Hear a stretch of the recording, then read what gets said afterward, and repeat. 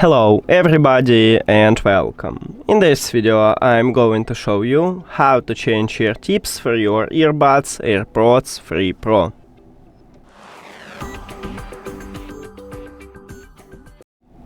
You have to start by remove the old ear tips. So let's do this. It's a bit different than on Pro 2, and we have different type of the grill. But still it's pretty easy, so don't worry about it. Now the right one. Here we go. Then select new ear tip size. Let's say I'm going with hugest one. And now we should attach them.